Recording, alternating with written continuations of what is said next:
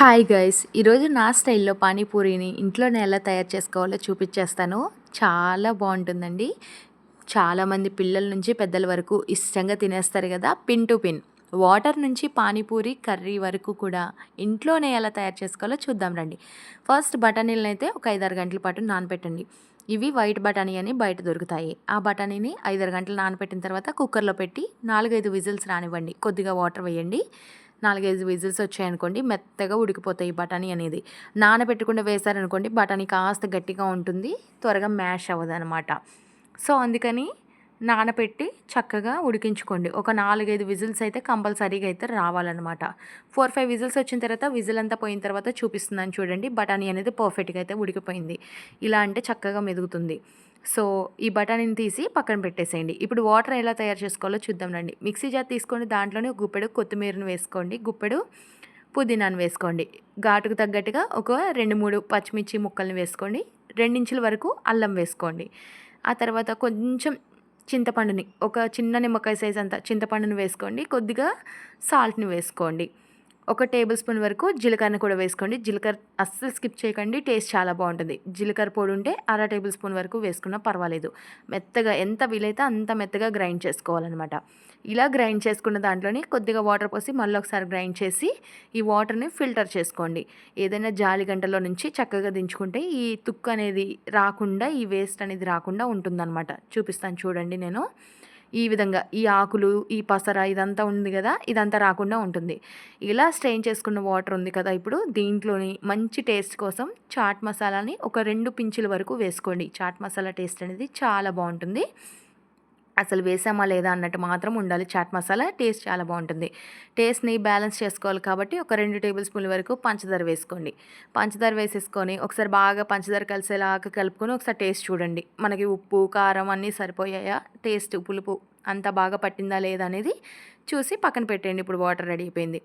ఉడికించుకున్న బఠానీని కొంచెం మెత్తగా గుజ్జులాగా చేసుకోవాలి కాబట్టి కొంచెం వరకు మిక్సీ జార్లో వేసుకొని ఒకసారి గ్రైండ్ చేసుకోండి.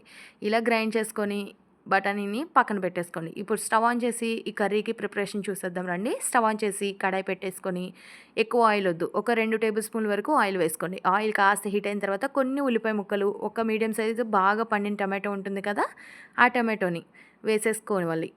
ఇలా ఉల్లిపాయ టమాటో కొంచెం మెత్తపడే వరకు కూడా మంచిగా అయితే ఉడికించుకోవాలన్నమాట. కాస్త తక్కువ వేసుకోండి. ఉల్లిపాయ టమాటో అసలు వేసామా లేదా అన్నట్టు మాత్రమే ఉండాలి. ఇందాక నేను చూపించడం మర్చిపోయాను, బంగాళదుంపను కూడా ముందుగానే ఉడకపెట్టి పక్కన ఉంచుకున్నాను. ఆ బంగాళదుంపని ఉడకబెట్టాను కదా, దానిపైన పొట్టంతా తీసేసుకోవాలి. ఇప్పుడు మ్యాష్ చేసుకొని బంగాళదుంప ముక్కల్ని అయితే వేసేసుకోవాలి. ఇక్కడ నేను తీసుకున్న ఒక కప్పు బఠానీకి 2 బంగాళదుంపలు, చిన్నవి కాబట్టి 2, పెద్దవి అయితే ఒకటి సరిపోతుంది. ఆ బంగాళదుంప మ్యాష్ చేసిందంతా వేసేసి గరిటతో చక్కగా ఇలా బాగా కలిసేలాగా ఈ బంగాళదుంప ఆయిల్లో మంచిగా ఇలా కాస్త ఎగుడుగా లేకుండా చక్కగా ఫ్రై అవ్వాలన్నమాట. ఇలా ఫ్రై అయిన తర్వాత చూపిస్తాను చూడండి. ఈ బంగాళదుంప అంతా కూడా ఇలా ఉండాలన్నమాట. ఇప్పుడు దీంట్లోనే కొద్దిగా సాల్ట్ అయితే వేసుకోండి.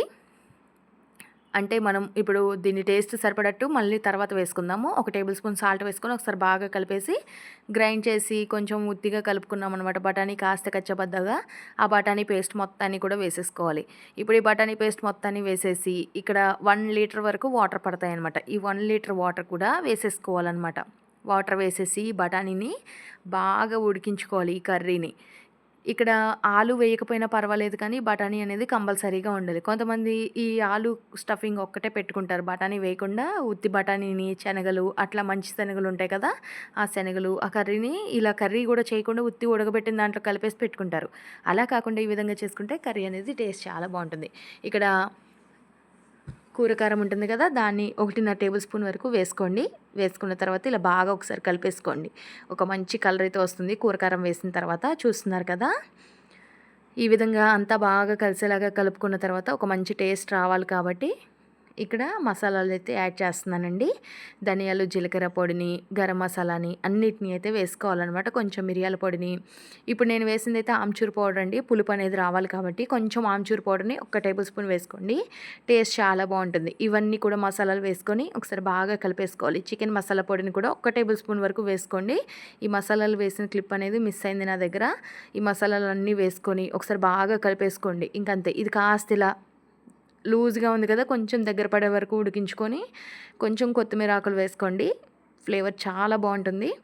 ఫైనల్‌గా కొత్తిమీర కూడా వేసేసుకొని బాగా కలిపేసుకోవాలనమాట. ఇలా బాగా కలిపేసుకొని కొంచెం ఉడికించి దగ్గరగా ఉంచుకుంటే సరిపోతుంది. ఈ మాత్రం లూజ్ అనేది ఉండాలనమాట.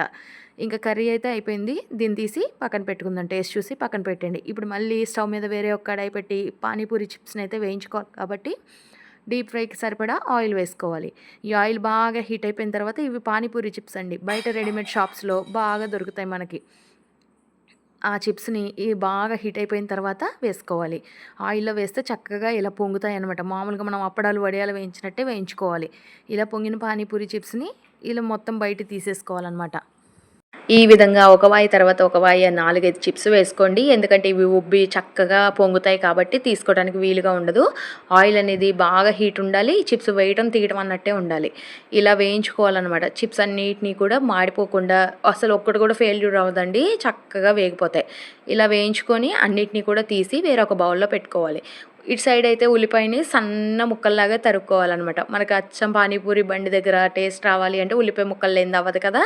అందుకని ఈలోపు ఉల్లిపాయని సన్న ముక్కల్లాగా తయారు చేసుకొని పక్కన ఉంచుకున్నాము. చూస్తున్నారా పానీపూరి చిప్స్ అనేవి. ఈ చిప్స్ ఇలా వేస్తూ ఉంటే చక్కగా పొంగుతున్నాయి. ఇలానే అన్నీ కూడా వేయించుకోవాలన్నమాట. పెద్దగా రేటు కూడా ఉండవండి. ఇవి రెడీమేడ్‌గా బయట సూపర్ మార్కెట్స్‌లో చక్కగా దొరుకుతాయి. ఒక పూరి తీసుకోండి, కాస్త బొక్క పెట్టి కొంచెం కర్రీ వేసుకొని పైనుంచి ఆనియన్స్ మనం తయారు చేసిన వాటర్‌తో తింటూ ఉంటే ఆ ఫీలింగే వేరబ్బా! ఒకసారి ట్రై చేయండి. ఎలా వచ్చిందో కామెంట్ చేయండి.